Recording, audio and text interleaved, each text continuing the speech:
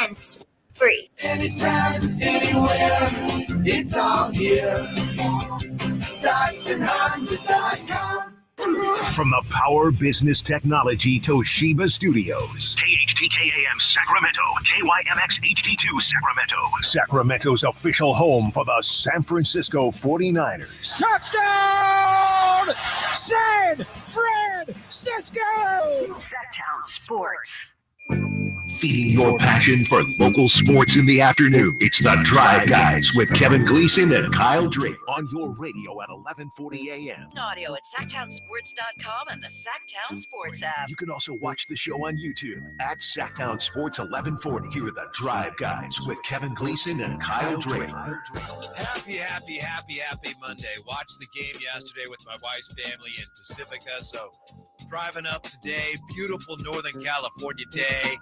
What a perfect day. What a great day to be a 49er fan in Northern California. And also we got the Kings tonight joining us now from Memphis. Not sure how he's feeling about that 49er win. Let's find out. Kyle Draper. What's up, Drapes?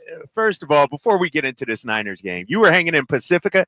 That's money down there. Is that how you roll, Whitey? You rolling in with the high rollers out there? Not me. You married into money, huh? Is that what it is? No, Pacifica, nice area nice. right by the beach down there. Yeah. Lovely. I tell you what, man.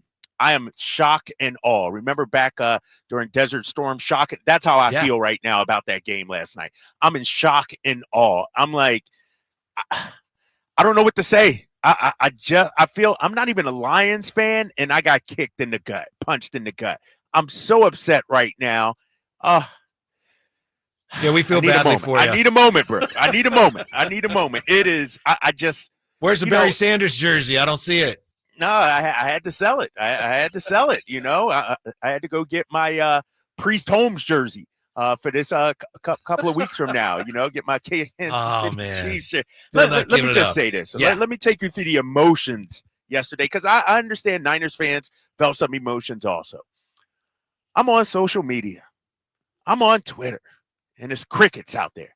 Nothing from Niners fans. Just, you know, they're in their feelings. And I'm like, you know what? I'm not going to say anything. This is in the first half. I'm going to just let it play out. Because you know as well as I do, I've watched enough sports. You've watched enough sports. There's always two halves to a game. Yep. And so I'm like, all right, halftime. My Lions are up 24-7. I'm feeling good. Niners are on their heels. I'm like, all right, come on. Just 30 more minutes of game action. And sure enough, they crap the bed. It was the biggest collapse I have ever seen. Like, I just don't understand what Dan Campbell was thinking. Jared Goff, what in the? Well, that was they got beaten. I can they chase. gave it away. They gave it. They You got can't beaten. say the Niners won that game, Whitey. Don't start the show like that. You cannot say the Niners won that game. The Lions lost that thing. The better man. team won the game. That's what happened. We know that the better team won the game. Yeah. But the Lions had it. They had it. They couldn't catch the ball. They couldn't secure the ball. Coaching decisions it was almost like Seattle throwing the ball at the goal line when you got Marshawn Lynch. That's what happens. And I think it happened to the Ravens a little bit too, when you haven't been in this many of those big games in Detroit. I haven't been in any of them. And even for the coach a little bit, it's like, seriously, it happens. All of a sudden the stakes, you start thinking about how important it is. And the 49ers, meanwhile, they played with desperation. It's like, well, we got to do this. There's no pressure. It's like, this is it. We got to leave it all out there. And they did for the second game in a row, which is a little concerning, of course. The last two games they haven't played well, but going to the Super Bowl, that's the way they drew it up all season long. It was a tremendous – I understand what you're saying, but you recognize it was a tremendous day for 49er fans. And that comeback was – you just don't see that very often in the NFL these days in a big game like that. You're right, especially with the stakes as high as they were.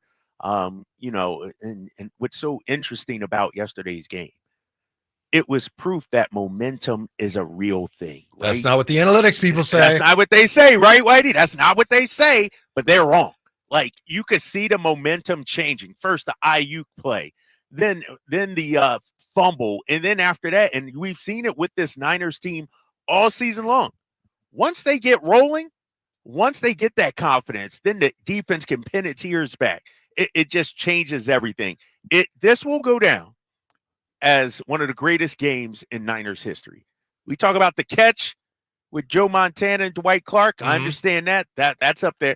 But 30 years from now, people will be talking about this game, especially if they go on and win the Super Bowl. Yeah, the catch with Dwight Clark. Yeah, the catch 2 with T.O. against Mm. Packers.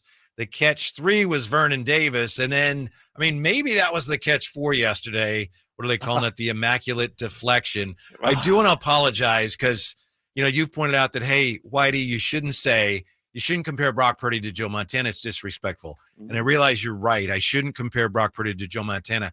I should compare it to Joe Montana and Steve Young. So I wanted, it was disrespectful the way he carries the ball, the way he won the game with his legs yesterday. I apologize, Brock, for not giving you all the credit you deserved. See, I show up today. I come here to the arena looking to have a civilized, well thought out football conversation. I was actually going to walk in this building, come on this show, Whitey, and give Brock Purdy his props. But this is the problem. And before we get to the problem, I do want to take a moment and give Brock Purdy his props, because I thought, and I told Jay Johnson this yesterday, Dan Campbell made mistakes. You had the drops, you had the fumbles, you had the catch. But ultimately, what won this game for the 49ers was Brock Purdy's ability to scramble, buy time, or get yards, and Jared Goff's inability to do the same thing. Jared Goff left so many plays out there on the field, first downs. If he had a modicum of mobility, they would be moving on to the Super Bowl. But he was like a statue back there in the pocket. That's what he is, though. I mean, we know that. We knew that going in. Right. And that, to me, was the difference in the game. And I came away from this game thinking, and Jay, please clip this. You want to clip all the cuts where I diss Brock Purdy, clip this. I thought what I saw last night from Brock Purdy proved to me that he's a gamer. Whatever it takes to win, that kid is willing to do. And so I came away impressed by what I saw from Brock Purdy last night. Yeah, Jay may be cutting that, but I think he's also looking for some of the things you said about the Lions last week. So we'll see.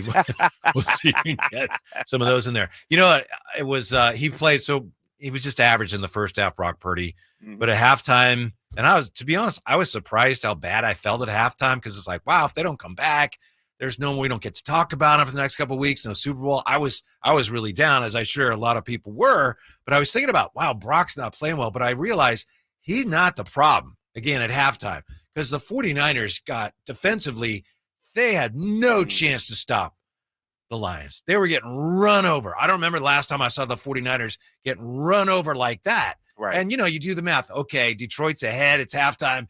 Well, if you don't get stops, there's no way you win. And they weren't getting any. But you talked about momentum. I think you could argue that the momentum maybe started for the Niners when Dan Campbell decided at the end of the first half to kick that field goal instead of going for it. We don't know what would have happened, but, the 49ers could not stop them. If they'd have scored there and gone up 28-7, I don't know. But you know what? And you could be right. That, Niners go in down 24-7 feeling, hey, we held them to a field goal.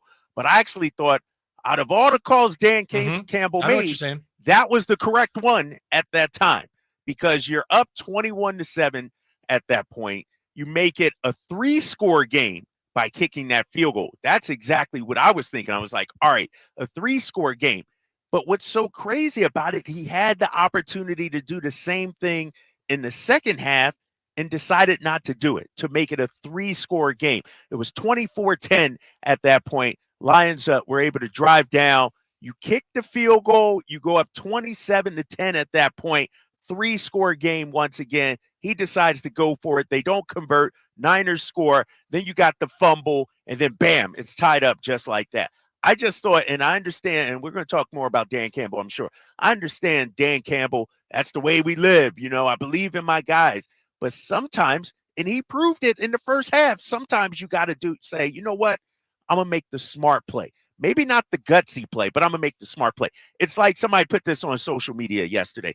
It's like playing blackjack and you got an 18 and you decide to hit anyway. It's like, dude, you got an 18, just chill. And so it was everything that the Lions could do wrong in that second half, they did it. Whether it was a taunting penalty. We're going to have to get the violins ready for I'm about to pull them out, man. Jay, It's a whole lot of samba for a 49ers network, man. I'm just saying right here. this is unbiased analysis you're receiving. It's not, me wearing my Detroit Lions underoos. Ain't no need to have those on no more. Like you But said, Jay, you're looking for Priest Holmes, Derek Johnsons. I tell you what, if the people listening right now and watching on YouTube, they want fanboy radio, go ahead. Y'all can do that for another hour and a half. But I'm going to keep it real with you. Dan Campbell and the Lions, they lost that game. Give the Niners credit, but they crapped the bed. Where I really felt sorry for Lions fans a little was when you have just for the fans. You had that period there, Jay, just for fans, long-suffering fans, is because you had 49ers make a field goal. Then you had the fumble. Then you had, if I have the sequence right, but in these things in whatever order. You all right. The Ayuk catch. Then you had the Lions go for a 4th down and don't get it. And if you're a Lions fan, you had to be looking at that going, what happened? I thought we were going to win. And they knew then, wow, we're going to lose this game. Once they opened that door to the 49ers, and it became a tsunami, a red and gold tsunami for the 49ers. The Lions had no chance. Yeah, the score said they had a chance, but watching it is like you could see that, wow, the 49ers are going to come back and win this game. And it happened like that. It happened like that for the most part yesterday. For the better part of 2 1/4 quarters, the Lions were the better team. But the Niners, as we've seen all season long, they are a machine. And once they get going, they are hard to stop. And they let a sleeping giant awake, come alive. And give the Niners credit. They're on to the Super Bowl. But, man, Dan Campbell, you know what? And Rex Ryan said this on ESPN today. This will be a game that you remember for the rest of your life and second-guess yourself. Publicly, Dan Campbell might not be second-guessing himself. But I guarantee when he went to bed last night, he thought, I let one slip away, because that's exactly what happened. The first half, I thought, the Lions can run the ball. Maybe they're going to have success running the ball. And I know Goff is a gifted passer. I thought, maybe he's going to do some things to the 49ers. I did not expect at halftime to be thinking, wow, Detroit outcoached the 49ers. And that's how I felt. But by the end of the game, I didn't really feel that way anymore. When we come right back, does Dan Campbell, as I think Drapes is saying here, does Dan Campbell deserve an NFC championship ring from the 49ers? That's next here.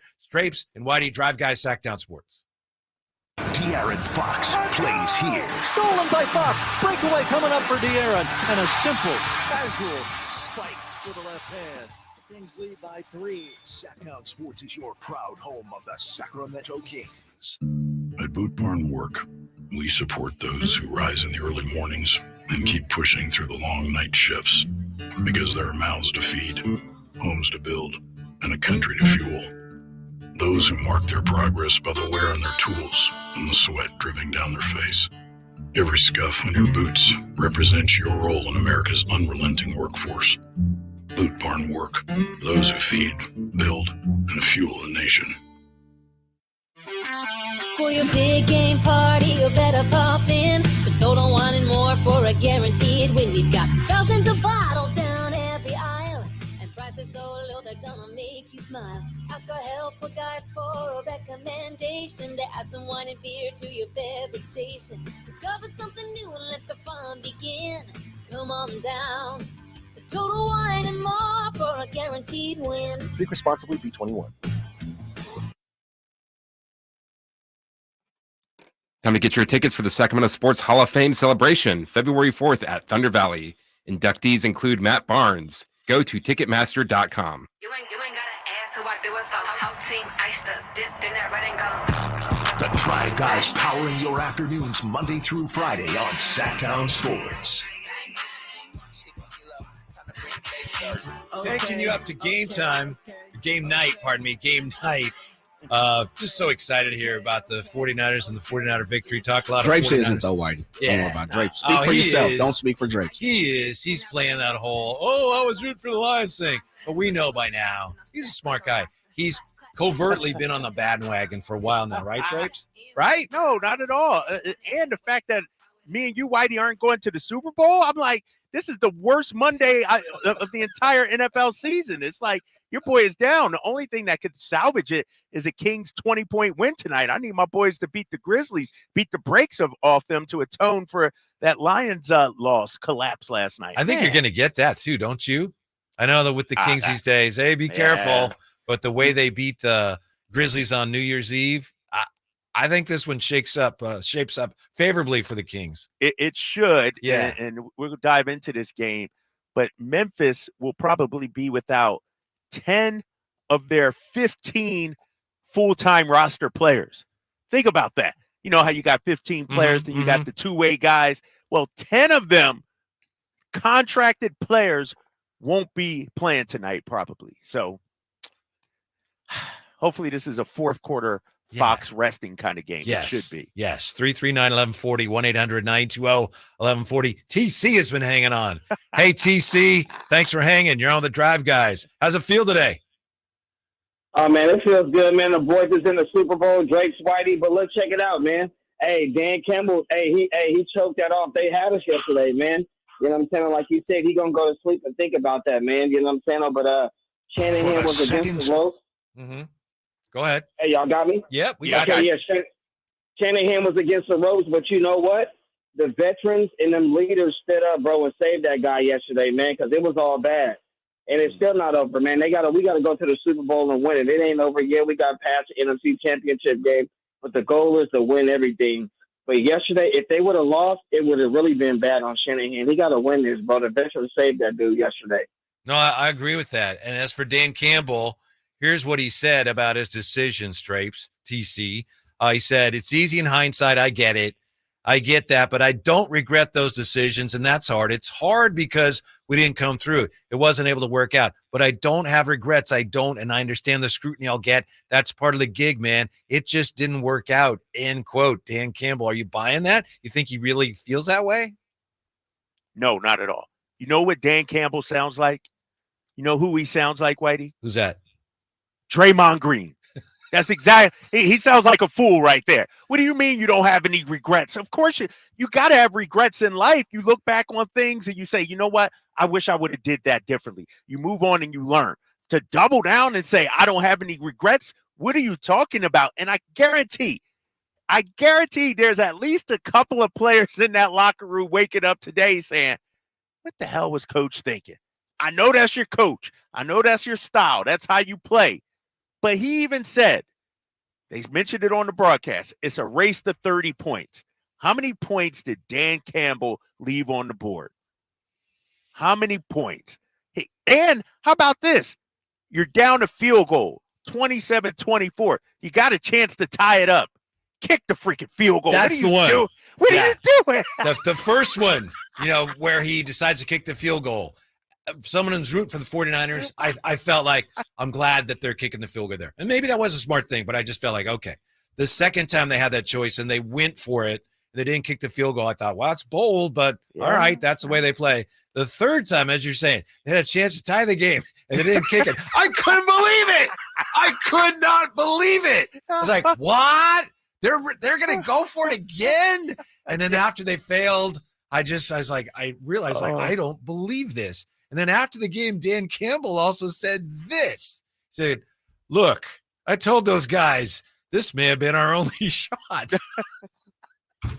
Don't say that. He's like, do I think that? No. However, I know how hard it is to get here. I'm well aware it's going to be twice as hard to get to this point next year than it was this year, end quote. That's brilliant motivating right there. You know what? And we were talking about it earlier. Sometimes the moment gets to be too big for you, especially your first time there. You're trying to be clever and everything. It just did not make sense for Dan Campbell to do what he did. You could argue, Whitey, because you mentioned that field goal before the half. You could argue every fourth down decision from that point on, he got wrong. Mm-hmm. Think about it. The one before the half, you say, go for it. Who knows what happens? Maybe you go up 28-7. That might have been a game changer. That might have been the game right there. But the second one, you're up 24-10. You drive down. You got a chance to kick a field goal to go up 3 scores, Whitey. Yeah, I know. 3 scores to make it 27-10. They just worked so hard to kick their field goal, and then you come right back and it's nothing. We just kicked one. back in balls in your court again. We're right back where we were at halftime. Right. We're good. We're good. So he messed up on that one. And then, like the one we just talked about, a chance to tie the game. If you don't, that's 9, at least 6 points that you left on the board right there. Just the biggest collapse. Give Brock Purdy a lot of credit, though. You know, watching this game, because we could beat up on Dan Campbell all day, but I don't want to come off as taken away from what the Niners did, because I thought watching that game, that first half, I thought, man, CMC is really good. That touchdown and you know, the way he ran the ball, I thought CMC is clearly the real deal. Then I also thought watching that game, man, Deebo Samuel, this dude just does not take plays for a loss. Like, you may have him wrapped up behind the line of scrimmage, but he's going to find a way at least to get back. And then Brandon Ayuk making plays. And I'm thinking as this game is going on that the Niners had individuals step up when it mattered the most. The Lions did not. How many drops did we see in the second half? Jared Goff became shaky with his accuracy in the second half. How about the coaching? Like, so every chance that the Lions had to, you know what, take control of this game, make a play, they just didn't. Where the Niners, they did. Yeah, the Brock Purdy conversation will continue, I know, and I don't mean to drag us back into that over ground we've already covered. But I was watching yesterday, and I'm wondering now how anyone really who watched that can say he doesn't make plays, because he had not only the scrambles, which were, as you pointed out, hugely important, but he had the play where he's going left and he flips it back to Juwan Jennings, who he made a great catch. That was a risky throw, Whitey. It was. That was a risky throw. It was something out of nothing. And then the play to Juszczyk on the sideline where he flips it down. Those are, they're risky plays, but they're big-time plays that not every quarterback's capable of making. But the scrambling was the thing. And with him, with Brock Purdy, it's like, well, I can do that. I don't normally do it, but it needed to be done there. So that's why I did it. And I think that's him at his best in a nutshell. Yeah, he's a gamer. No doubt about it, man. You got to go out there and beat him. You know, the Niners are like cockroaches. You know what I mean? You can't let them live. You got to stomp them out. When you got the chance, you got to put your foot down. Dan Campbell and Goff, and you got to put your foot down on those guys. And they didn't. And give Brock Purdy credit, too, because not only did he make plays with his legs, but the Lions had him wrapped up a couple of times. Lions missed a lot of tackles. Missed a lot. The 49ers missed a lot, too, in the first half. Yeah, but he not only bought time, he escaped out of trouble. Yeah. Like, it wasn't like he was just flushed out of the pocket and made plays. Like, there were a couple of times where he was sacked. He should have been sacked, and he got out of it. He's a gamer, man, and the Lions deserve to get – I mean, the Niners, they deserve to go. They were clearly the better team all season long. But, man, Dan Campbell and the Lions – Detroit doesn't get there often, and when you get there, you got to capitalize, and they dropped the ball. Yeah, they even put a spy on Brock, and I think before the last scramble of his big scrambles, they had a spy on him, and it's this linebacker, and he just ran right by him.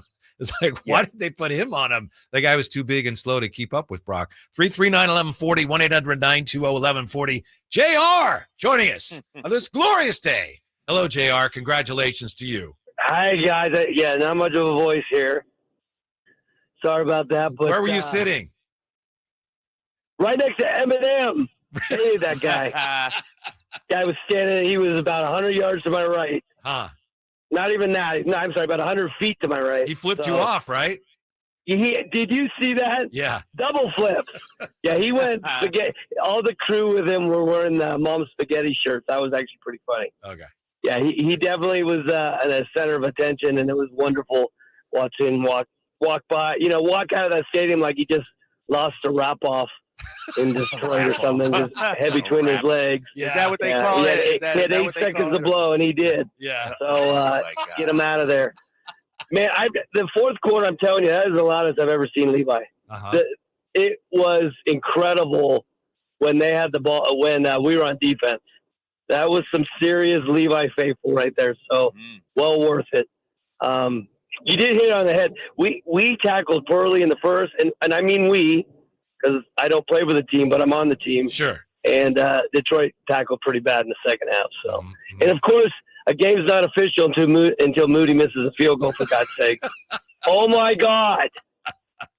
What was the moment when you felt like it had turned, JR, when was the moment you felt like, I think we have I this? went in at halftime and I talked to the people that I was with, and we had a beer and a shot. It turned right there. There you go. We called Seifert. Seifert. I called Shanahan. I feel like I should call Seifert. Save us, Seifert. I called Shanahan and said, hey, get on it. Yeah. But I will say there was no guarantee they were going to make that field goal. That would have been like a 48, between 48 and 50, I think. So that was not a guaranteed 3 points to tie it. So I know people want to say that, but the wind was blowing to the left in that horrible 68-degree weather with sun coming through. But there's no guarantee you would have made that. All right. Thanks, JR. All right, JR. Yeah, you're right. Get JR out of here, man. Yeah, that's true. I mean, their kicker is Badgley, and that's what some of the analytics people say. Well, you have a better chance of converting it than kicking a long field goal with Badgley, who was not a very good kicker. Blah, blah, blah, blah, blah. If you can't kick a 48-yard field goal, come on. I mean, in today's NFL, those should be, I don't want to say automatic, but the legs that some of these guys have out here now, 48. Yeah, I don't know, man. Here's one thing the Niners got to be aware of, though. When you looked at the first 2 playoff games, they clearly had the coach quarterback advantage. And I know we'll preview the Super Bowl over the next 2 weeks. We're going to dive into this. But now they face Andy Reid and Patrick Mahomes, the best coach quarterback combination since Brady and Belichick. So you're saying the 49ers still have the advantage there, but it's just not quite as pronounced? No, not at all. Is that what you're the mistakes that Dan Campbell made, that Jared Goff made, that Love made, that's not happening with these dudes in a couple of weeks. And so the same effort we saw these 2 weeks, that's not going to get it done. That's not going to get it done. Andy Reid is terrible when it comes to clock management. He leaves his food in the microwave too long and stuff because he doesn't even know when to get it out. Yeah. My coach, Andy Reid, former Eagles coach, don't forget. Really? So I got a rooting interest for this one. And this is your last chance, too. I know, I right? hate to see you. Hey, the bandwagon is actually like, all right, last chance. And you're like, no, I don't want to get on. All right. No, I'm loyal till I die, man. To who? To what? My Eagles, baby. You got to understand. My boy Dan Campbell and company. Jay, if the Niners win, Eagles fans got to listen to y'all the entire offseason. If you lose, you're not going to say anything. You're going to be quiet. Talk all the trash now. Don't let my Green Bay Packers come in there. Oh, my God. When we come back here, how would you rate the 4 quarterbacks in the conference championship games now? We certainly know who's at the top. That's next here with the Drive Guys on Sactown Sports. For the second straight week, the 49ers rally to win another playoff game. Here's the snap. It's down. Jake Moody right down the middle. The 49ers have the lead. The 49ers are just one more win away from hoisting the Lombardi Trophy. Throws and it is incomplete. The 49ers take over on 4th down again. Catch every thrilling moment of Super Bowl LVIII, Sunday, February 11th on Sactown Sports and the Sactown Sports app. For a precision-crafted performance, the decision is easy. A new Acura from Acura of Stockton. Get the driving experience you've been waiting for in a new Acura. Get the best selection and customer service you deserve from Acura of Stockton. Shop in person or use our online express store at AcuraofStockton.com. Acura of Stockton will buy your trade, even if you don't buy from us. Don't settle for less than precision-crafted performance of a new Acura from Acura of Stockton and AcuraofStockton.com. Power Business Technology is proud to be 100% independent, locally owned, and managed Toshiba copier dealer. Local ownership cuts out the red tape, allowing ourselves to never be too busy to personally answer the call when our clients need us. Recognized for excellence in service execution, training, and customer service, we're proud to be named a 2022 Toshiba ProMasters Elite Dealer. Contact us today for all of your business printing needs at 844-POWER-BZ. That's 844-769-3729, or visit us at powercopiers.com. It's time to buck up, Sacramento. The professional bull riders are back. PBR Sacramento Wrangler Long Live Cowboys Classic will take over downtown's Golden One Center this February 2nd through 4th. 3 huge nights of edge-of-your-seat bucking, featuring some of the biggest bulls and toughest cowboys on the planet. Tickets are on sale now at Ticketmaster. Stop by any participating Save Mart location for a 20% off ticket discount code when you buy Monster Energy. The Arnold Law Firm has seen how an injury can turn anyone's life upside down. Whether it's a slip and fall, a car accident, or any other kind of injury, for almost 50 years, the Arnold Law Firm has been here to help you through the entire process to protect you and your family. If you are ever injured or in an accident, call the Arnold Law Firm. The Arnold Law Firm, providing real justice for you since 1975. Call 916-777-7777. That's 916-777-7777. Hey, it's Carmichael Dave asking you, are you feeling the pain of paying more and more for your gas? PG&E has increased their rates 4 times in the last 5 years, and the new forecast says PG&E customers may see their bills increase 32% by 2026. The good thing is there are steps you can take to protect yourself from these rate hikes, and better yet, American Energy may be able to help you completely eliminate your gas bill with a new ultra-high efficiency comfort system. Did you know SMUD offers huge rebates to eliminate your old gas guzzler? They can help you guide through the whole process. Seriously, listen to me. You go to the SMUD website. There's tons of rebates available, but it is confusing on how to do it. Listen to these rebates. $2,500 from American Energy, $3,500 from SMUD, $1,000 from Caltech, $2,000 home system upgrades. That's $9,000 in rebates. Let American Energy help you out at 916-520-9990. Call 916-520-9990 now. Sacramento's premier music festival, Country in the Park, is back. 2 big old nights, May 17th and 18th at Cal Expo, with Brantley Gilbert, Dustin Lynch, Walker Hayes, and more. Plus line dancing, a mechanical bull, and Sacramento's best food trucks. One-day tickets are on sale now, starting at $46, or upgrade your experience with VIP or pit passes. Country in the Park, May 17th and 18th at Cal Expo. For more info, visit CITPfest.com. Brought to you by Hobler Chrysler Dodge Jeep and Ram Center. At Elk Grove Kia, we get it. Life happens. We believe in second chances. Have repos, late payments, or faced bankruptcy? No problem. Our finance department is top-notch and ready to make miracles happen. No need to worry about money down. At Elk Grove Kia, you can drive away today with $0 out of pocket. Visit us at Elk Grove Kia in the Elk Grove Auto Mall or online at elkgrovekia.com. Your second chance to drive the car of your dreams is just a visit away. Elk Grove Kia, where we turn obstacles into opportunities. Dare to drive differently. Elk Grove Kia. If your passion is bass fishing, only one radio show has the action, information, and excitement of your favorite outdoor sport. Ultimate Bass, hosted by Tournament Bass Pro and California Outdoor Hall of Famer Kent Brown, takes you live to where the fish are biting every Saturday morning. Only Ultimate Bass feeds your passion with the latest news, products, tips, and advice from the pros. Ultimate Bass with Kent Brown, Saturday mornings at 5 a.m. on Sactown Sports 1140, part of SEP's Saturday Morning Outdoors.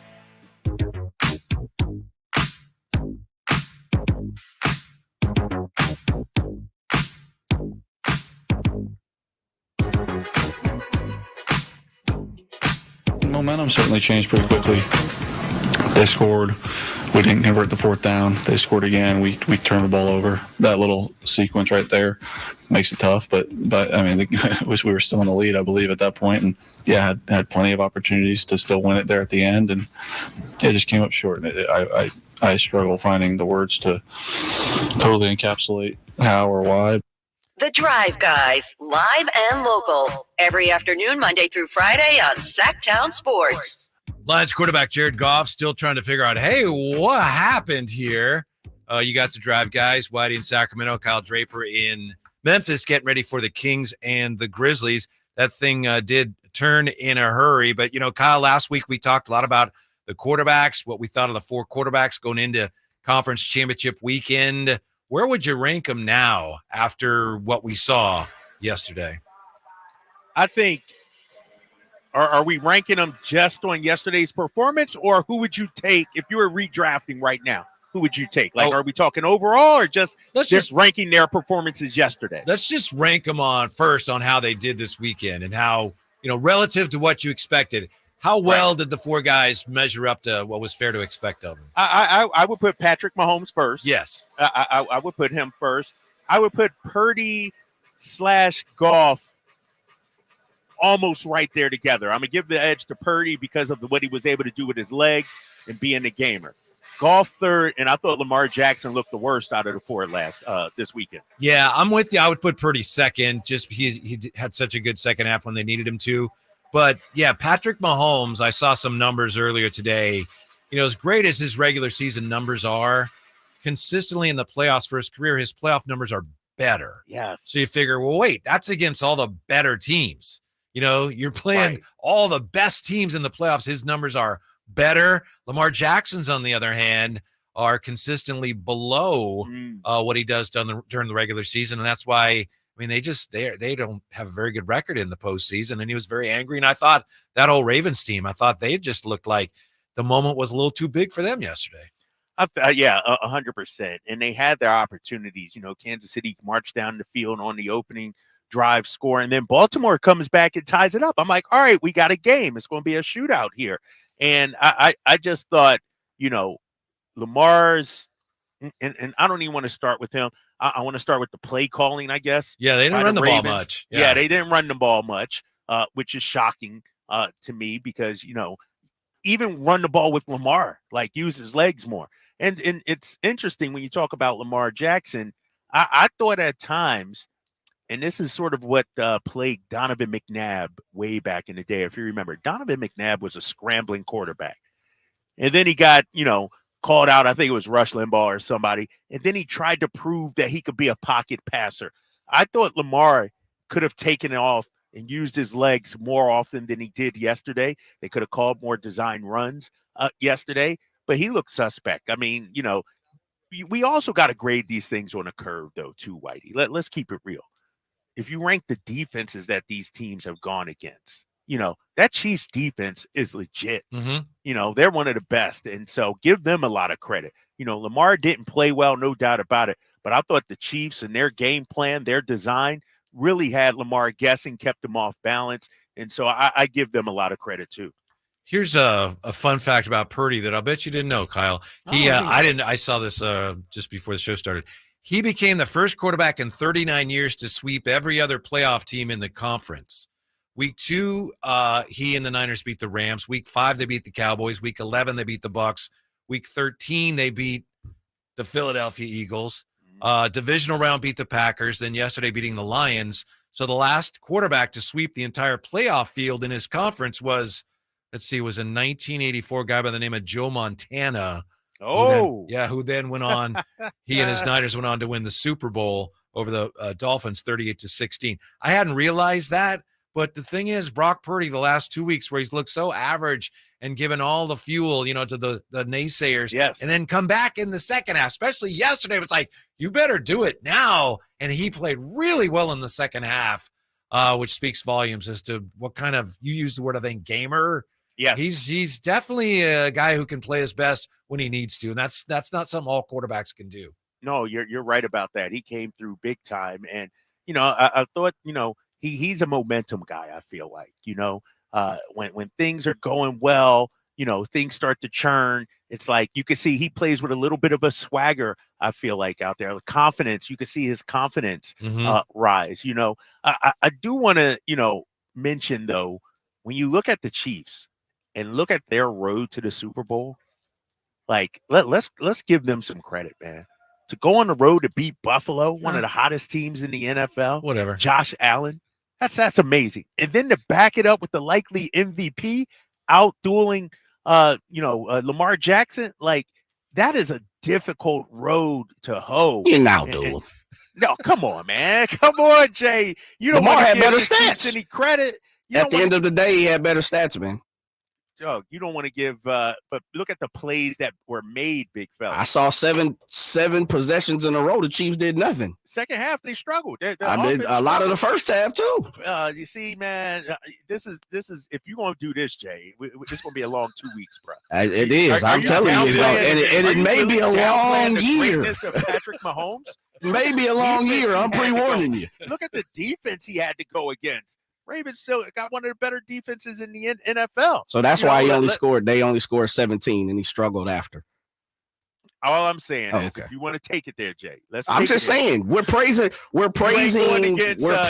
17 points, but if Brock Purdy would have put up 17 points and won 17-7, we would be saying something completely 17. Against the Packers, Jay. Come on, that man. field goal is outside of the stadium. That field goal post is outside the stadium. Bo Jackson can't catch it right now. Jay, this is the problem with having Jay on it. He's such a Niners fan. that it clouds his judgment. Why is that it clouds your judgment, big fella? How? It clouds your judgment. Pat Mahomes played so spectacular yesterday. Pat Mahomes is great. Come on. I didn't say that. I'm saying Mahomes yesterday. Ain't making the mistakes yesterday. that Jordan Loves make. Yesterday. Patrick Mahomes ain't going to make the mistakes that Jared Goff made. That's what I'm saying. Jared Goff, I thought, actually played pretty well. Their level. They're going to have to raise their level of play, Jay. They got nothing to do with Brock Purdy. What I'm saying to you is this.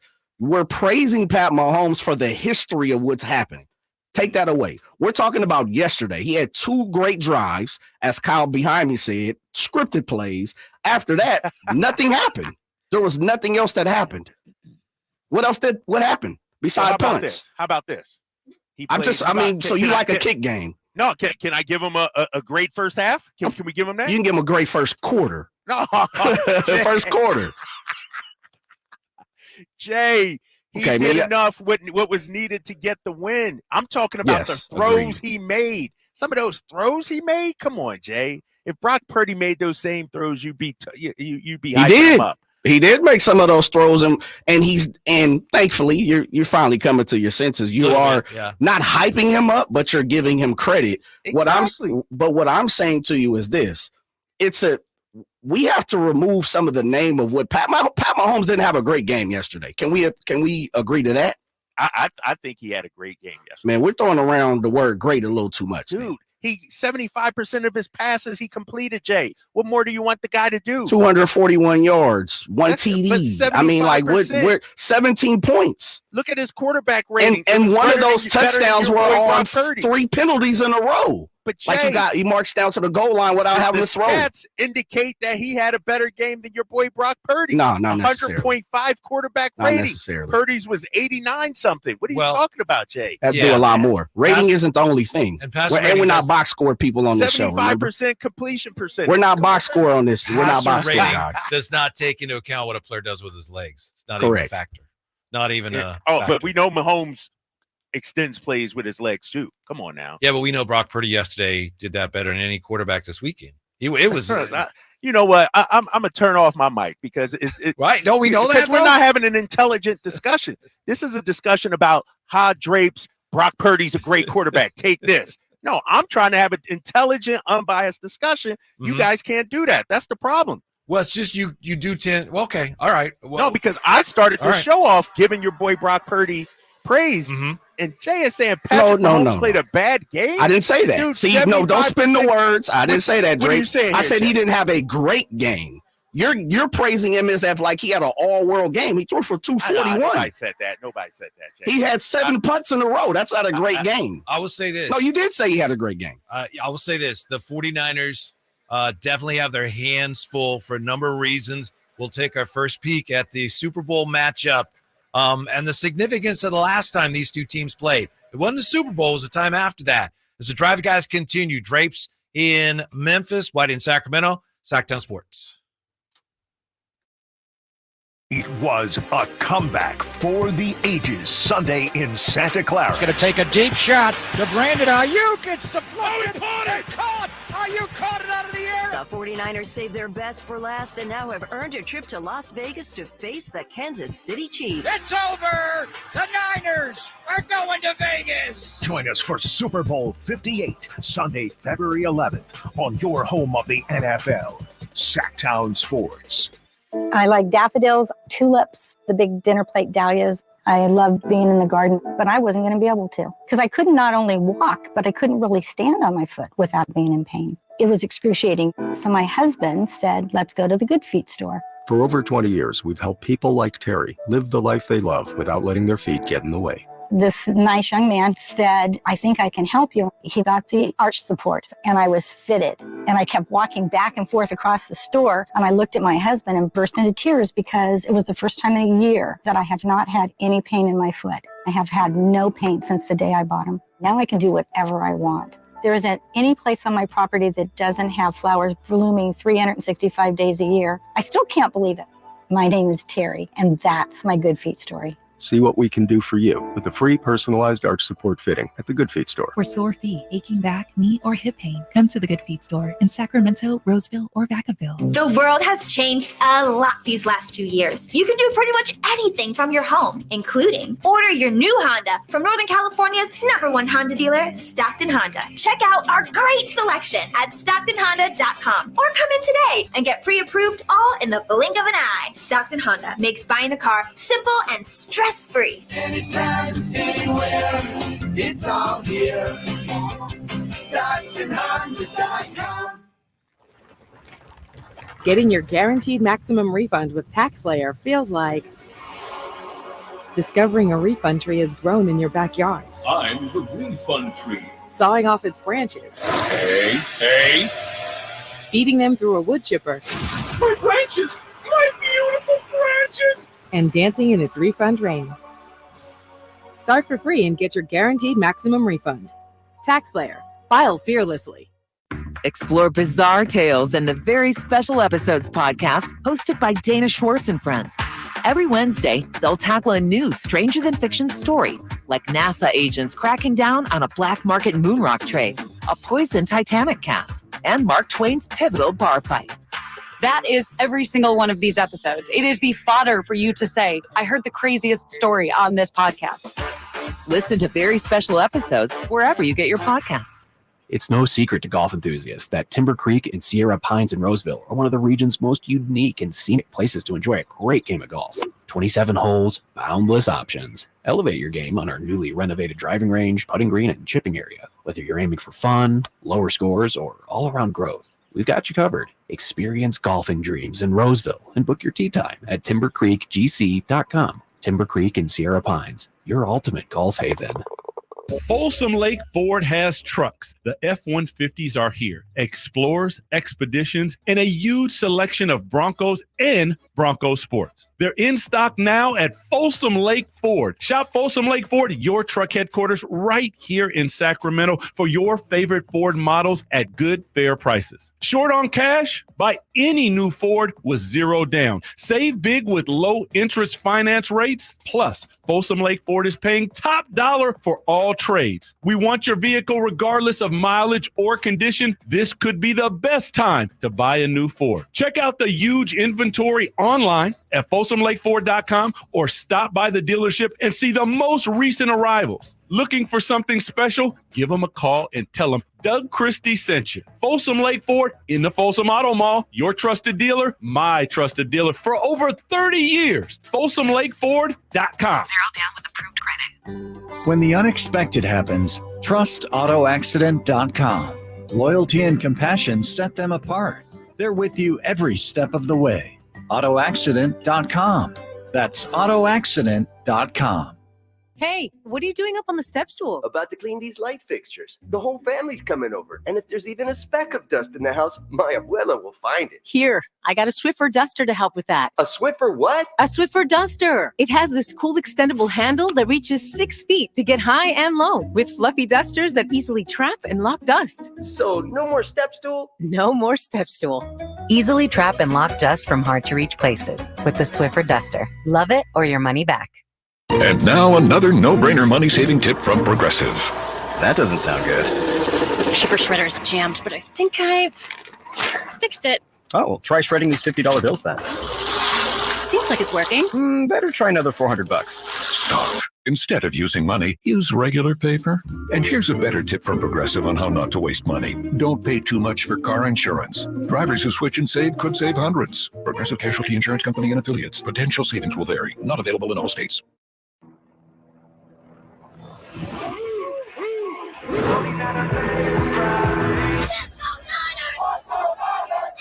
The Drive Guys powering your afternoons Monday through Friday on Sactown Sports. 49ers are going to the Super Bowl.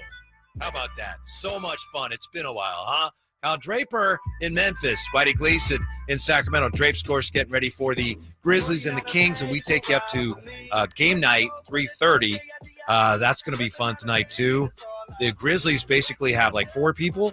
So the rules of basketball are such that if that's what you have to play your 4. So the Kings should win tonight. I know Drapes, we shouldn't say that. They've lost to so many shorthanded teams. And I know the Grizzlies have more than 4 players, but still, you can't convince me that the Kings won't win tonight comfortably.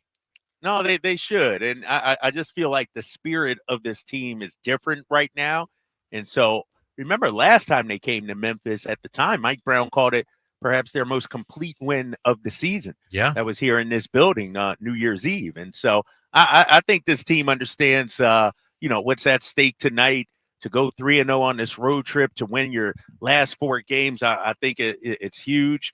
And, I was talking to Matt Barnes the other day on the postgame show, and we were talking about how it is natural for players to have a letdown when you don't see the big names playing. It happens. Watch out, G-Man's right behind you. Yeah, G-Man's right here trying to elbow me out the way. G-Man's like, Drapes, you in my spot. But no, I think, it's a tendency to let down, obviously. But what's interesting? Maybe this is a Malik Monk game. He's coming back home. He grew up 40 minutes from here. Maybe this is a Davion game. Maybe we don't see the best from De'Aaron Fox tonight. Maybe it's not a 40-point night for De'Aaron Fox. I would like that. I would like him to come out and set the tone. But this could be a game where some of the other guys, like a big bench game tonight, gets going. And so it's so bad for the Grizzlies. They just had an emergency call-up because they were without enough players for tonight's game. They called up a guy from the G League. Let me pull this guy's name up. Matthew Hurt from the G League. To come play tonight, to be in uniform tonight, because they're severely shorthanded. They're without so many guys. There's a lot of fans, a ton of fans who are Kings fans and 49er fans. And for those fans, this was a tough weekend, because I know that Dallas win was, that was not as comfortable as it should have been down the stretch. A couple missed free throws again, and you're thinking, and then to go through that with the 49ers yesterday, rough weekend, but ultimately a happy one.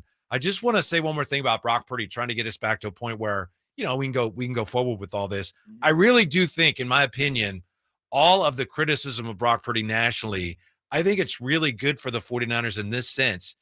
The players yesterday after the game, I was watching NBC Sports Bay Area, and, so they have the players on the field, and a lot of them, it's like the first thing they say is, oh, Brock, he's a game manager, huh? And they go right to all that. Yeah. My point is, I think they have rallied around this, and they feel like, they don't think our quarterback's any good. They don't think we're any good. You get that little chip on the shoulder, which I think, it's really good for the team. So I think they've really, in a lot of ways, benefited from trying to prove everybody is wrong about their quarterback. I think it's been a good thing for them. Oh, yeah. It's no doubt about it. They've rallied around him, and he's made plays, and you hear it now. I mean, you see it out on social media from players as well. And, I was thinking this about Brock Purdy yesterday or today. It's really been a disservice to him this entire season. The narrative of A, he's Joe Montana, or B, he's a system quarterback. It's like, why are we so quick to either A, anoint someone, or B, rip someone down? Why can't we just let it play out? Like, Patrick Mahomes, for instance. Josh, it's like we're always looking for, a narrative regarding a player or a team. Or honestly, as somebody in sports broadcasting, sports talk media, it's like we got so many hours to fill and so much talking to do that some of this stuff, it's just not fair to Brock Purdy. Let me just say that. This whole narrative is not fair to Brock Purdy. You're right, because of those two, is he Joe Montana or is he a system quarterback? He's Joe Montana. So, I mean, you see what I'm talking about? You can't have an intelligent, sane discussion. Always got to be a risk. Maybe Steve Young, actually. He might be a little lower. You're right. This is the problem. It's only a problem for you. No, Brock Purdy fans have done him a disservice by putting him on this pedestal so that the haters, now they got to take shots at him. Okay. And it's like a self-fulfilling prophecy. It just keeps spinning and spinning and spinning. It's like, if you don't compare him to Joe Montana, then the haters don't call him a game manager. If the haters don't call him a game manager, then you don't compare him to Joe Montana. It's ridiculous, man. I'm done with the Brock Purdy stuff. It's good because it's time to move on here to a little Price is Right. So everyone's going to get a guess. Got a lot of people in here. You don't want to go over. We'll give you first shot, Kyle, if you want it. What is the current get-in price, the cheapest for this year's Super Bowl? We're talking, of course, secondary market. The current get-in price, I can tell you it's up quite a bit percentage-wise from last year. The average price is about 70% more expensive than last year's game. So what's your best guess? Again, you don't want to go over. Get-in price, cheapest ticket for this year's Super Bowl game. Kyle? Nosebleeds. Nosebleeds, I'd say 5,000. 5,000. All right. Nah, that's a little high. Yeah. I'm thinking I'm a little high. All right. And how about you, Jay? I'm gonna go with 800. 800. Okay. Kyle Ledbetter, you have a guess? Kyle? Yep. Lowest price for the Go 500. No, it's way higher. 500. You guys All right. are tripping. Yes, It and is- Simone, you get last. We got 5,000 for Drapes, 800 Jay, Kyle Ledbetter 500. Simone says Those suckers are running for $8,000. what? The current get-in price for this year's game is $8,188. Woo! Mr. Put Winner. some respect on it. That's You unbelievable. clearly saw that. You can't. Suppose like 8,226. I'm just informed. Yeah, that's very, very. That's well put. crazy. Yeah, it is. Ain't Yes. no way, man. Yeah, the Ain't no cheapest ticket for last year's Super Bowl during this time was $5,997, and the average price right now hovering around $9,800. The average price just to get in to see the game for one ticket. Yeah. Wow. I don't think we That's got anybody crazy. around here who's going to pay that, right? Nah. We're gonna be rooting for Purdy at the crib. You guys, any of you guys ever been to actually a Super Bowl game? Is it Yes. more corporate? Like the NBA All-Star game is like corporate. It's all corporate. Are fans actually there at the Super Bowl? Can normal fans actually attend the Super Bowl? I've been to 4. I think 4. I've worked 4. And corporate. Just like NBA All-Star. Corporate, and the games last forever, huh? Yes. The games It's just go it's an on and on. all-day affair. It is literally like, have you guys ever went to a red carpet award show? Like, the Source or the Grammys or something. It's literally all day. Same thing with the Super Bowl. You get there 10 because you got so many different things. There's so many places you got to find where you have to sit. Well, like for media, and then it's 63 pregame opening ceremonies. The military's got to fly And across. it's not easy It's for just the so average many fan things. even to get in. Yeah, Is it? They don't it's make it easy expensive. for you to get in. Yes, no. You get transportation to the stadium and get in. It's a By the way- fortress. Yeah. 49ers opened as 2.5-point favorites on ESPN Bet. The line dipped to 1.5 within 20 minutes. Was as low as 1 at some sports books Sunday night. But here's the thing about these two teams. Of course, they played in the Super Bowl in February 2020. The Chiefs won 31-20. But the last time they played, October 23rd of 2022, so October of not this season, but the previous season, the Chiefs won 44-23. That was the last time the 49ers played before they acquired Christian McCaffrey. And they did not lose again last year until they lost the NFC Championship game. I forget who they played there. But, yeah, that's the last time the Chiefs and 49ers played. 44-23. I believe that was at Levi's. So the 49ers, obviously, no matter what the odds makers say, let's face it, Kyle Draper, 49ers have their hands full in the Super Bowl. Got their hands full. I would put down Patrick Mahomes and the Chiefs as the favorites. But like Kyle Shanahan said yesterday, a lot of unfinished business. Whether it was, making it back to an NFC Championship game, getting to the Super Bowl, even if you're Kyle Shanahan from his Atlanta days, like there's so many unfinished things that he has to accomplish. And so this is going to be a massive test for them. It might be a pick 'em in my eyes, but I'm going to give the nod to KC just because of the coach quarterback.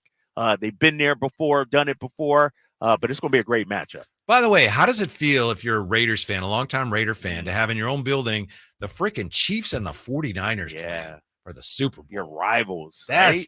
yeah. We don't care. Why are we showing love to people we shouldn't be caring about today? Because, Jay, we're trying to be civilized Okay, here, bro. all right. Like We're I said, trying to take people's feelings I'm not into going to be account. not today. the rest of the week, but today it's a celebration. I didn't think I was really showing them love. I'm just observing. Like, oh, that's interesting. We're coming in your arena and renting it out for a week. Yes. Nothing wrong with that. When we come back, it was, as we say, it was a good weekend for Kings fans, too. Next, Drive Guys Sactown Sports. Trying to find out where to catch your favorite team's games? Are you a fan of the Kings, Niners, and the NFL? Well, Sactown Sports has you covered. Touchdown! San Francisco! It's all on his shoulders. Cox rocks. He fires for the win. He's got the triple. Catch all your Kings, Niners, and NFL games all year long on Sactown Sports and SactownSports.com. The team's looking good this season. I think so. Man, I miss playing football. Being young with unlimited energy to burn. Ever since I turned 40, I just can't find that fire I used to have. Think it could be lower testosterone? What do you mean? All guys lose their edge when they turn 40. The body has less testosterone. That's why I take Nugenix Total T. I've heard about Nugenix. That really works? Since I started taking Nugenix, I'm lifting like when we played for Coach Carter. I feel more energized at work. It's even spiced up things between me and the missus. Are they still giving out complimentary bottles for people to try? Yep, send a text. It's that easy. Text JUDGE to 42424 right now for your complimentary bottle of Nugenix Total T. It's the #1 selling testosterone boosting brand at GNC and Walmart. Do it now and they'll also send you a bottle of Nugenix Thermo X, their newest, most powerful fat burner ever, absolutely free. Text JUDGE to 42424. That's JUDGE to 42424. These statements have not been evaluated by the FDA. This product is not intended to diagnose, treat, cure, or prevent any disease. Carmichael Dave here for Jiffy Lube, your proud sponsor of the Drive of the Game. Now listen to every Kings game for Gary Gerald's Drive of the Game call, then listen to Jason and myself the next morning for a chance to win a $100 Jiffy Lube certificate, courtesy of all the Jiffy Lube locations in the greater Sacramento area. Get your vehicle ready for the holiday driving season at Jiffy Lube today. Oil changes, wiper blades, tire rotations, and more. For more information, go to jiffylube.com. Hey, I'm Andy. If you don't know me, it's probably because I'm not famous. But I did start a men's grooming company called Harry's. The idea for Harry's came out of a frustrating experience I had buying razor blades. Most brands were overpriced, overdesigned, and out of touch. At Harry's, our approach is simple. Here's our secret. We make sharp, durable blades and sell them at honest prices for as low as $2 each. We care about quality so much that we do some crazy things, like buy a world-class German blade factory. Millions of guys have already made the switch to Harry's, so thank you if you're one of them. And if you're not, we hope you give us a try soon. Harry's is available online and in-store at a retailer near you. Get a $13 trial set for just $3 at harrys.com/news. That's harrys.com/news. Or check us out at your local Costco for a price you can't find anywhere else. Just look for the Chrome Razor with 13 blade refills at your local Costco. You can't miss it. Exclusive to Costco members. Big savings are back at Folsom Lake Honda, your one-stop Honda shop. Looking to own or lease? We have options for everyone. Plus, lower interest rates at Folsom Lake Honda make for lower payments. It's no wonder Folsom Lake Honda is your one-stop Honda shop. Get an instant cash offer for your trade at FolsomLakeHonda.com. We'll buy your car whether you buy from us or not. Visit us today at FolsomLakeHonda.com. Folsom Lake Honda, yeah, your one-stop Honda shop. If you think getting hurt in an accident is bad, wait until you deal with the aftermath. Even what seems like a small accident can have devastating consequences to your health, employment, finances, and family. All this can be avoided by getting the right help and calling the Scranton Law Firm. Since 1973, we've collected $500 million for our clients and helped thousands of people just like you. Call us at 1-800-707-0707 or ScrantonLawFirm.com. The Arnold Law Firm has seen how an injury can turn anyone's life upside down. Whether it's a slip and fall, a car accident, or any other kind of injury. For almost 50 years, the Arnold Law Firm has been here to help you through the entire process to protect you and your family. If you are ever injured or in an accident, call the Arnold Law Firm. The Arnold Law Firm, providing real justice for you since 1975. Call 916-777-7777. That's 916-777-7777. From the Power Business Technology Toshiba Studios, KHTKAM Sacramento, KYMX HD2 Sacramento, the only station in Sacramento giving you local sports coverage from 6 a.m. to 6 p.m. Monday through Friday. Sactown Sports.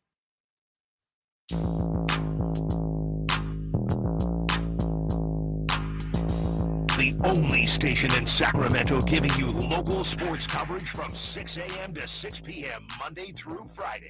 Sactown Sports. Yeah, the 49ers are going to the Super Bowl, and Kyle Draper standing by in Memphis, Wedding Gleason here in Sacramento. Drapes, you know who else is going to the Super Bowl? Who? Your best friend, Emil Fregoso, just found out he got his credential approved. So Emil's going to the Super Bowl. How about that? Yeah, well, it should be bittersweet for him, right? A Raiders fan. Got to cover. He seemed pretty happy. He seemed pretty That's cold, excited. man. That's cold. I'm just saying, he a Raiders fan, right? I mean, he got to be a little salty. The Niners seem like might win a Super Bowl in his team's building. He didn't seem like it. So anyway, also I want to thank one of the smartest listeners in radio, Eric Azevedo, on the chat for correcting me. I said the last time the Chiefs and 49ers played, it was the 49ers' last game without Christian McCaffrey, but actually he did play in that game. He didn't play a lot, but they had just acquired Christian McCaffrey. So thank you, Eric. Yeah. You're right. Yeah, he did play in that game. The Chiefs beating the 49ers 44-20. Means nothing. He wasn't up to speed yet. Yeah, you're right. He wasn't. He went. I don't even think he started. Wasn't up to speed, James. Yeah. So he didn't know the playbook yet. No, exactly. I'm not. Yeah. He was fresh. He didn't even know the playbook yet. All right. He barely didn't know where to live. Stay in a hotel, man. Then, of course, you got that. Jay, what do you remember most about that Super Bowl? And I'm sorry to go there. Yeah, no problem. Yeah. Tyreek Hill, 3rd and 12. Yeah. Richard Sherman, Gimpy, cutting across. I mean, they had and it hurts my soul because I say this, and I don't get me wrong. Pat Mahomes probably would have went on to win a Super Bowl, but the Niners gave him a Super Bowl. As much as, he won the Super Bowl, he was contained for most of the game. He did nothing, absolutely nothing for most of the game. Tyreek got off. Next thing you know, just like we saw yesterday, momentum swung. And, I mean, I think he had 1 touchdown the whole game. So, it is what it is. Tyreek Hill. He's no longer there. Thank you. We had today in the Athletic, Tim Kawakami said this era of 49er football was justified by the win yesterday. I think they still need to win a Super Bowl, but the point is, if they had lost yesterday, and Jay and I were talking about this a little bit ago during the break, if the 49ers had lost yesterday, Drapes, it would have been just a tremendously bitter and almost shameful end of this year that started with so much promise.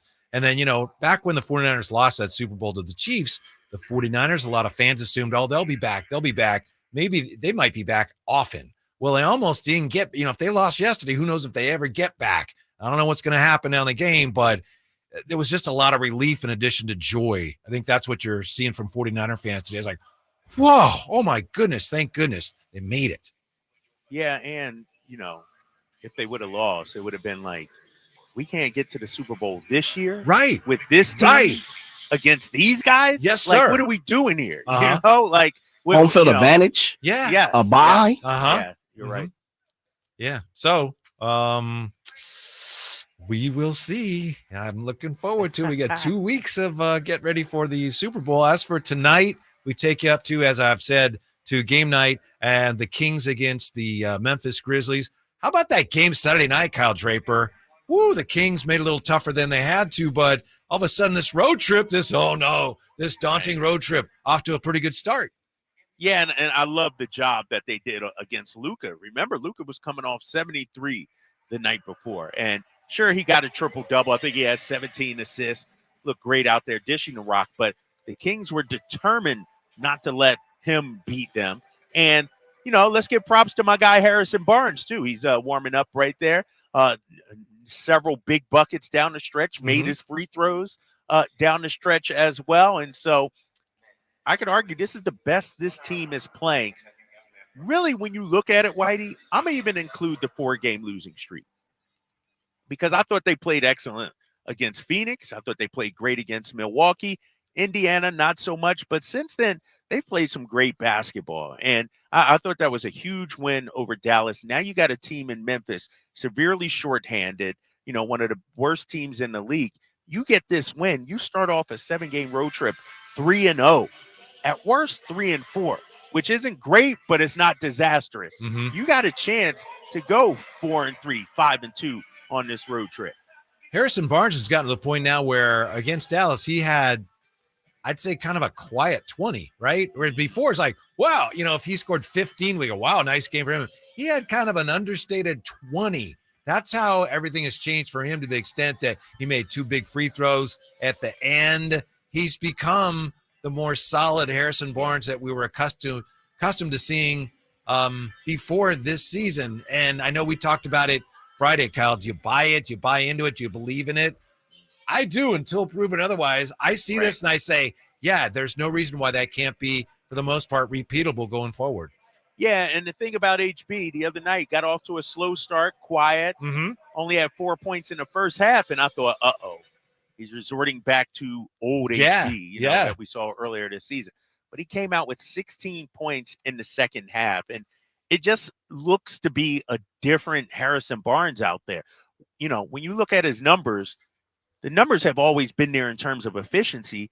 It's just he wasn't aggressive. He wasn't assertive. Like, he looks like a spring chicken out there. He looks like a guy that's going out there and getting it, taking it out there. And that's, it adds so much to this Kings team.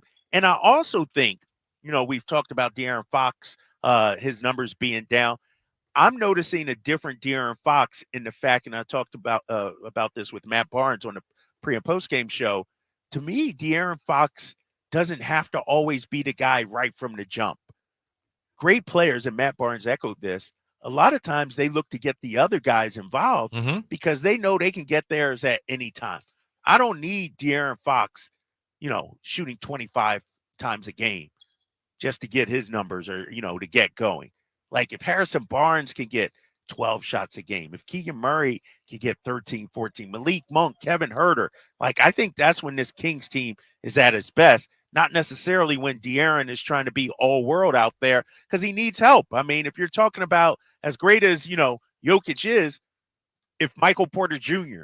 doesn't have a significant role, if Aaron Gordon doesn't play well, if Jamal Murray doesn't become playoff Jamal Murray, they don't win the championship.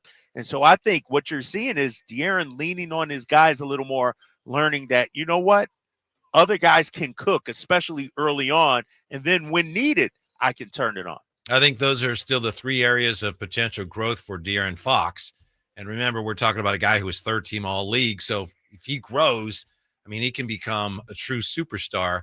And we know that, shooting more consistently from 3 is one area in which he's shown a lot of growth this year, becoming better defensively. And then thirdly, to your point, I agree with you. It's a matter of learning to trust / learning to set up teammates, which is a subtle point guard thing that not even all point guards are really expected to do anymore. But I think the more he does that, the more difficult to defend this Kings offense becomes. Yeah, and to your point, Whitey, if I'm a star player, if I'm De'Aaron Fox, when other guys get it going, that makes it easier for me to get my numbers to score, because then you can't help out as much.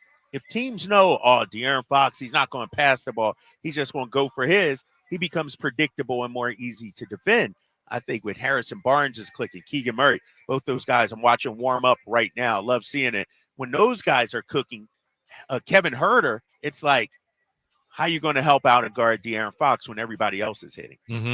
Yeah, and I know we were talking Friday about the fact that it appears Mike Brown has some semblance of a rotation now, but playing against Dallas, we had JaVale McGee, who I know was supposed to play, thought he was going to play against the Warriors, didn't play, but he played really well. Just 10.5 minutes, hit 3 or 4 shots. So the whole thing seems to be clicking right now for Sacramento, and JaVale McGee came in and had a really nice game. Yes, he did. I thought he was huge in that game. You talked about his points. It was mostly the starters, obviously, that did the work, but JaVale McGee gives them energy, gives them a lob threat. Davion Mitchell's playing, more minutes now. He's making an impact. And so I think this is the best this team has looked this season over this 3-game stretch. And I think a lot of that is because they're looking more and more like last year. Would you agree? Yeah. Look at the minutes. Barnes, 38, Keegan, 39, Domas, 36, Huerter, 30, and De'Aaron Fox, 37. It's amazing when guys actually start playing well and doing what they're accustomed to doing, how much better this Kings team looks. Because we knew last year, this starting 5 was one of the best starting 5-man units in all of basketball. And that's why, Mike Brown stuck with Harrison Barnes, stuck, with Kevin Huerter, went back to Kevin Huerter. It's when they're right, it's an NBA record in terms of offense efficiency. They just haven't been right until recently here. And so I'm just watching them. I'm telling you, just the body language looks so much better, so much different, like a pep in their step, a focus out there. And so I'm looking for a nice win tonight, a big game tonight. Meanwhile, Domas says our record isn't what we think it can be. We'll talk about that, wrap up our thoughts today on this glorious 49er Monday here. It's a Drive, guys, on Sactown Sports. For the second straight week, the 49ers rally to win another playoff game. Here's the snap. It's down. Jake Moody right down the middle. The 49ers have the lead. The 49ers are just one more win away from hoisting the Lombardi Trophy. Throws, and it is incomplete. The 49ers take over on 4th down again. Catch every thrilling moment of Super Bowl LVIII, Sunday, February 11th on Sactown Sports and the Sactown Sports app. The sewer system. It's probably the last thing on your mind, and that's okay. Because at the Sacramento Area Sewer District, it's our first priority. As the region's largest sewer utility, we own and maintain thousands of miles of sewer pipe. And our job is to get to your sewer problem before it interrupts your life. So whether you've got a slow drain or a backup, call us first, day or night. The Sacramento Area Sewer District. It's a dirty job, but we're happy to do it. Hello, Sacramento. I'm Emran Pilati, owner of True Sports Cards and Collectible Store here in Rockland, California, and the host of the True Sports Cards Show that airs right here on Sactown Sports 1140 every Saturday from 10 to 11 a.m., where we discuss the latest trends, hottest products, and deliver exclusive interviews with other industry leaders. And don't forget to visit our shop, True Sports Cards, at 6661 Stanford Ranch Road in Rockland and see what we have for all your sports card and memorabilia needs. Time to get your tickets for the Sacramento Sports Hall of Fame celebration, February 4th at Thunder Valley. Inductees include Matt Barnes. Go to Ticketmaster.com. The NFL's leading rusher plays here. The handoff to McCaffrey, walks in the end zone. Handoff to McCaffrey, takes it right down to the goal line. He does his thing again. McCaffrey goes in motion right. Backwards pass led by Juszczyk. A block there. Hurdles a man. 10-5. Touchdown! CMC! You can hear all of Christian McCaffrey's touchdowns on your home for 49ers football. Sactown Sports.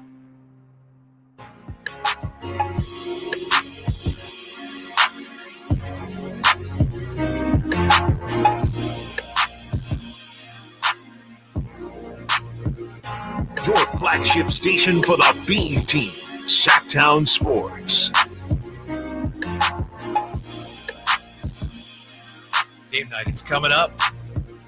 Take you to Henry Turner, the high flyer, and Scott Marsh. They'll get you all set for the Kings and the Grizzlies, bottom of the hour.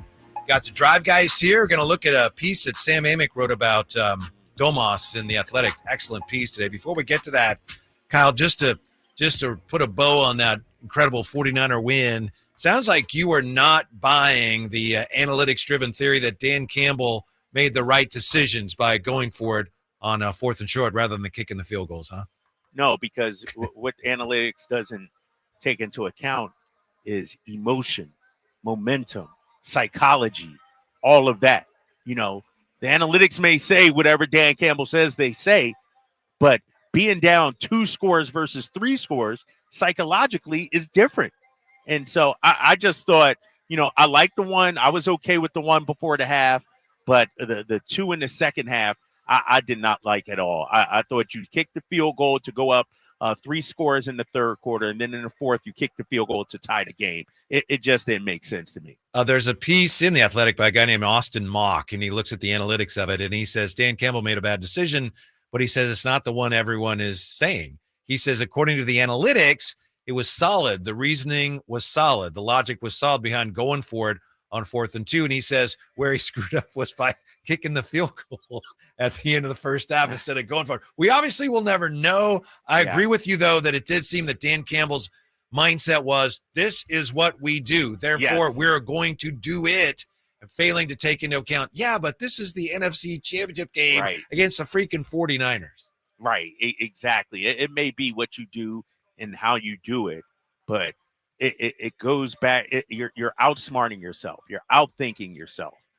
Take the points. You got to lead. And even though it's only a field goal, and we talked about it before the half, it's only a field goal, and maybe the Niners feel, you know what, we held them to a field goal. But it could also go the other way. They get a stop like we saw twice in the second half. That gives them momentum also. And so I just totally, even watching it, and it's not second guessing or hindsight or anything like that. It was like, what are you doing? Especially when you had a chance to tie the game. Don't you think if you were the Lions there and you saw the fumble right after the 49ers, looks like maybe they're starting to come back, and then you had that fumble, and then that Ayuk play, the ladybug catch, whatever you want to call it, don't you think that doubt had to really be creeping into your mind at that point? It's like, what is going on here? Yeah. If I'm correct, didn't the Ayuk play come first? Because the Ayuk play, if I'm correct, came after the 4th and 2. They decide the Niners get a stop. They go down the field. They get the 48-yard completion on the Ayuk play. That made it 24-17. And then you get the ball back, and then you fumble, and it's like, that was the game to me right there. That was the momentum. Like it was. The Lions look shook. Their fans look shook. I felt shook. That was the turning point. Yeah. And then, of course, the 49ers tie it, take the lead. Lions have a chance to tie it and decide, nah, we're going to go for it. That was the one again. I don't know what the analytics say, but when I saw that, I could not believe that they were deciding not to go for the tie. And the rest is NFC history. Yes, it is history. Yes. I don't know how much you saw of it today, but interesting interview with Domas by Sam Amick. Among the things that really sticks out here, Domas says our record is not what we think it can be. What do you think these Kings think their record should be? How good do they think they are as currently constituted? I think, and we can all agree, they left some games on the table there. They left some wins out there. And so when you look at their record right now, 26-18, I believe, 3 or 4 more wins at least. I mean, I believe they feel like they could be in the category of the Clippers, who right now have a 4-game lead over them. And so you look at the Houston games, beat the Pelicans at least once, right? Charlotte. I mean, so many games that they sort of just, gave away. Phoenix, Milwaukee, they should have a couple more wins, after beating those guys as well. And so I think this team feels like, you know what? They should easily be a top 3 team in the Western Conference. If you'd have told me that last week, I'd have thought, it's nice to think that. It's good to have confidence and everything. But the way they've been playing, that seems more realistic to me. And it also, I look at the standings, and it looks to me like you've got kind of 2 groups of 4 here. You got the Thunder, who lost to Detroit, by the way. Thunder, T-Wolves, Clippers, Nuggets. Then there's a little bit of separation. Then you got that Kings, Suns, Pelicans, Mavericks pack, which right now the Kings are on top of 5th place. That's a really good spot to be. But do you agree with me? There appears to be a little separation there between 4 and 5. Yeah, 100%. I know there's still half a season left to go, but and there's time for a team to go on a run. But when you look at it, it seems that line of demarcation seems to be right there. Hopefully the Kings can continue their high play and maybe sneak up on the Clippers or the Timberwolves, maybe come back crashing down to earth. What's interesting, when you look at their last 10 games, the Kings are 5-5. Everybody else in the top 6 have winning records. And so, Phoenix has been playing well despite coming off 2 straight losses. Minnesota, OKC. And so this is going to be a dogfight. And I mentioned, too, last week, their schedule in February, I'll have to look at it strength of schedule-wise. But I got to imagine it's probably the toughest in the league. February is a bear. And so in a month, we'll know much more about where this Kings team stands. I know Luka had that incredible game Friday. Yeah. Unbelievable game. But then against the Kings, after the game, what does he say? And I know he played, 40 minutes both nights, back-to-back. Yeah. So I get that. But he says, I'm so tired. I can't wait to go to bed. I was like, and he complains about it. Does he not complain about at least 95% of the calls? I would say he complains about. Yeah, and he got that technical in that game against the Kings. I mean, the dude was looking to blow a top. Yeah, he does whine a lot. And, he's probably as great of a player as he is. He's not an enjoyable player to watch. You know what I mean? It's not an aesthetically pleasing game. It's slow. Yeah. It's deliberate. And sure, he'll hit the big shots and you'll think, man, how did he hit that? But it's not up pace and high flying and everything.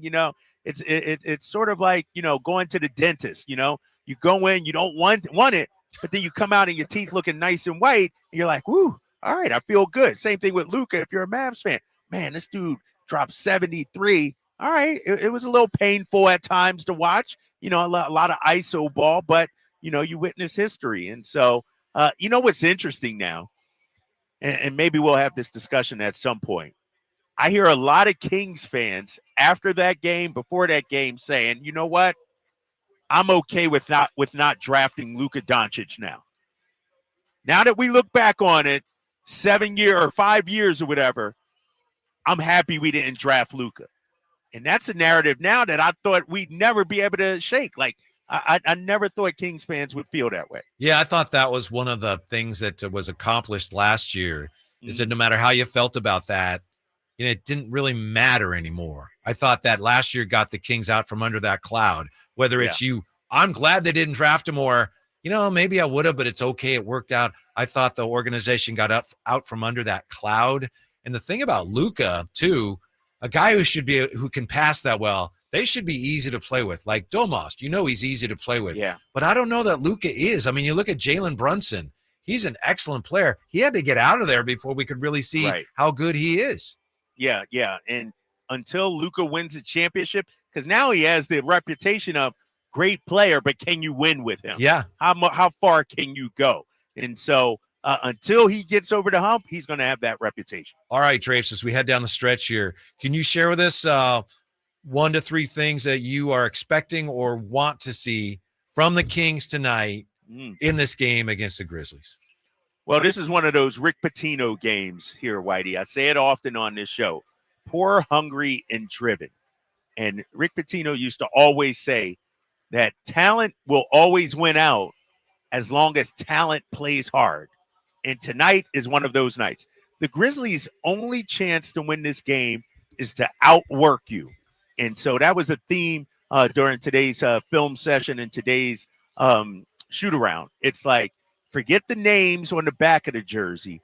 You still got to play hard. And so keep an eye on the 50-50 balls, the offensive rebounds, the lazy passes that lead to turnovers. If the Kings limit those, we'll be all right. All right, Drapes. Thanks. We'll talk to you again tomorrow as Super Bowl week continues. Yes. Yeah. All right. Great job. Stick around. Game night with Scott Marsh and the high flyer Henry Turner next right here on Sactown Sports. When accidents turn life upside down, AutoAccident.com is in your corner. Compassionate advice, loyal